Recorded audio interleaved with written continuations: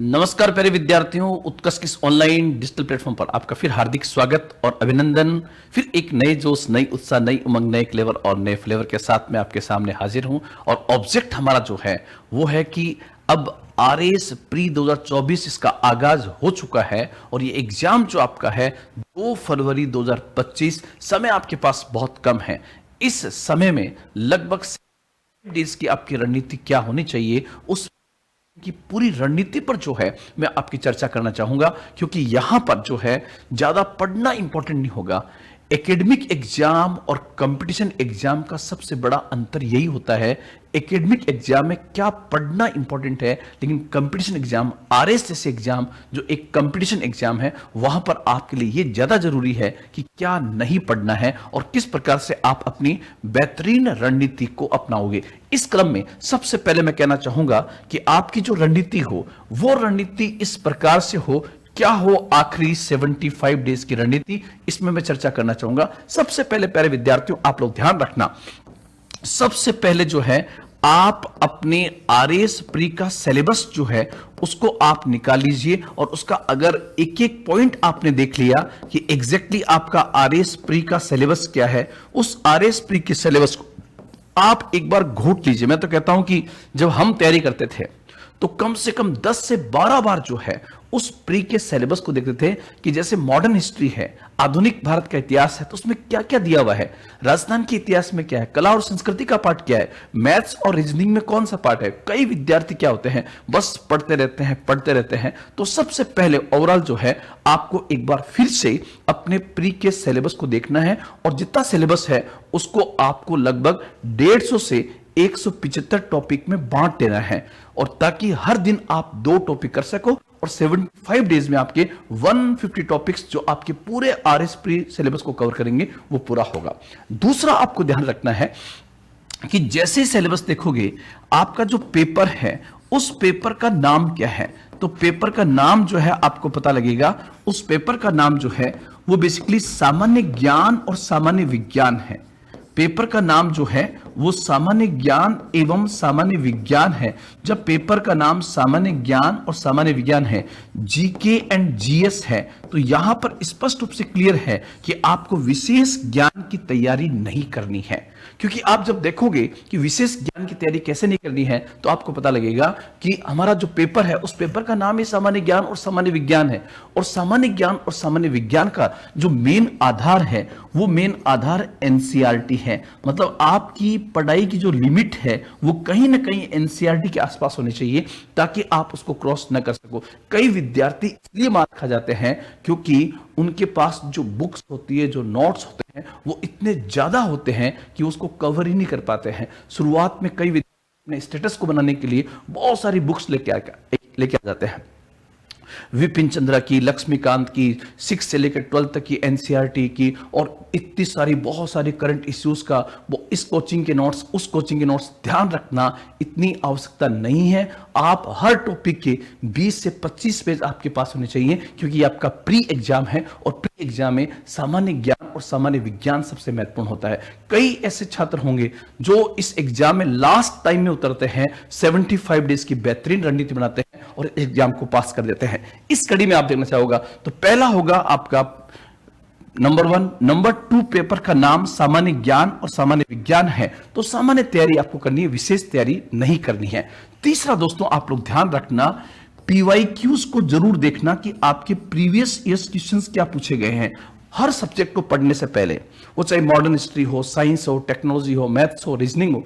आप देखिए कि 2013 में, 16 में, 18 में, 21 में और 23 में किस प्रकार से प्रीवियस ईयर्स क्वेश्चन पूछे गए हैं, वो आपकी रणनीति का विषय होना चाहिए। अब उसके बाद आप देखिए आपके सब्जेक्ट्स जो हैं, किस सब्जेक्ट को सबसे अधिक आपको बल देना है। तो मैं यहां पर कहना चाहूंगा कि आप इसको 3 भागों में डिवाइड कर दीजिए, 1, 2 और 3।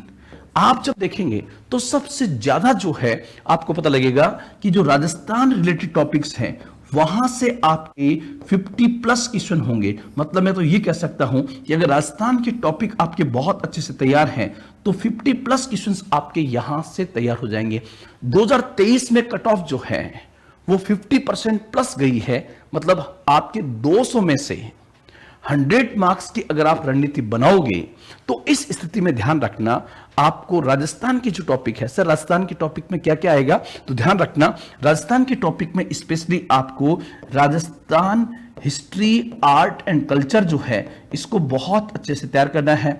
राजस्थान की ज्योग्राफी जो है इसको बहुत अच्छे से तैयार करना है। राजस्थान की इकोनॉमी जो है यहां से बहुत अच्छे से तैयार करना, और राजस्थान की पॉलिटी। ये 4 टॉपिक, और प्लस आप लोग ध्यान रखना मैं इसमें राजस्थान का करंट भी जोड़ दूंगा, तो 50% प्लस क्वेश्चन जो आपका है, सॉरी 50 प्लस क्वेश्चन जो है वो 150 में से 1/3 क्वेश्चन आपके यहां से कवर हो रहे हैं। फिर सेकंड पार्ट जो है, जनरली जो बच्चे अपनी तैयारी करते हैं उनको पता है कि जो इंडिया वाले टॉपिक हैं वो इंडिया वाले टॉपिक में क्या क्या आएगा, तो ध्यान रखना जैसे इंडिया वाले टॉपिक में आपका इंडियन पॉलिटी है, इंडियन ज्योग्राफी है, इंडियन इकोनॉमी है। ये जो पार्ट है इसको आप इस प्रकार से तैयार कीजिए कि सब न करके कोई बेहतरीन एक टॉपिक यहां से तैयार कर लोगे तो भी आपका कवर होगा। लेकिन सबसे ज्यादा रामबाण जो साबित होगा, जो आपके लिए सुदर्शन चक्र साबित होगा, वो आपका पार्ट होगा, थर्ड पार्ट में लूंगा, वो आपका होगा मैथ्स, रीजनिंग, और थर्ड में यहां पे लूंगा साइंस को। साइंस में ध्यान रखना बायो, फिजिक्स, केमिस्ट्री और साइंस एंड टेक्नोलॉजी है। इसमें सबसे अधिक क्वेश्चन जो है वो साइंस वाले पार्ट में आप लोग ध्यान रखना, आपके बायो प्लस टेक से सबसे अधिक क्वेश्चन आते हैं और ये अच्छे लेवल का होता है। अगर मैथ्स और रीजनिंग को आप मिलाओगे तो ये लगभग 20 क्वेश्चन यहां से कवर करता है। साइंस जो है ये लगभग 20 क्वेश्चन कवर करता है, तो 20 20 40 50 40 90, और उसके बाद आप लोग ध्यान रखना एक फोर्थ पार्ट और मैं ले सकता हूं और वो है करंट अफेयर्स। इस करंट अफेयर्स में राजस्थान की इकोनॉमिक सर्वे को जोड़ दिया जाए तो भी बड़ा पार्ट होगा, और ये पार्ट भी आप लोग ध्यान रखना लगभग 20 क्वेश्चन के आसपास में है। सबसे पहले आप लोग ध्यान रखना अपनी रणनीति इस प्रकार से सेट करना कि आपके पास अगर 24 घंटे हैं तो उस 24 घंटे को सबसे पहले 8-8-8 में डिवाइड करें कि कम से कम आपकी डेली 8 से 10 घंटे पढ़ाई होनी ही चाहिए। उस 8 से 10 घंटे में आप जो है उसके फिर 3 पार्ट कीजिए, राजस्थान के पार्ट, इंडियन पार्ट और मैथ रीजनिंग का पार्ट। अगर समय का सही योजनाबद्ध तरीके से चलेंगे तो आपको निश्चित रूप से 75 डेज की इस रणनीति का 100% फायदा होने वाला है। 75 दिन में आप इस प्रकार से अपनी योजना को तैयार करें कि डेली आप राजस्थान का कोई ना कोई टॉपिक 75 डेज के 4 भाग कर दो और उसमें इस पार्ट को लो, साथ ही साथ एक पार्ट आप इंडिया वाले टॉपिक को दो और एक समय जो है आप मैथ रीजनिंग वाले पार्ट को दो, और आपका जो है करंट अफेयर्स जो है उसको डेली आधा से पौन घंटा आप डेली पढ़िए ताकि अचानक आप पर बर्डन ना आए। जब इस रणनीति से चलोगे, साथ ही साथ आपको ध्यान रखना क्योंकि आरएस परीक्षा जो है यह भी एक प्रकार का खेल है और खेल वही जीतता है जिसकी बेहतरीन प्रैक्टिस यहां पर होती है। इसलिए मैं यहां पर कहना चाहूंगा 5वां पॉइंट जो होगा वो आपकी होगी टेस्ट सीरीज। यदि आपने टेस्ट सीरीज ज्वाइन कर रखी है तो उस टेस्ट सीरीज के माध्यम से भी आप अपने बेहतरीन रिवीजन भी कर सकते हो और अपना पूरा प्रबंधन जो आपने किया है कि मेरी तैयारी कैसे चल रही है, कैसे मैं पढ़ रहा हूं, वो आपका टेस्ट सीरीज के माध्यम से पता लगता रहेगा।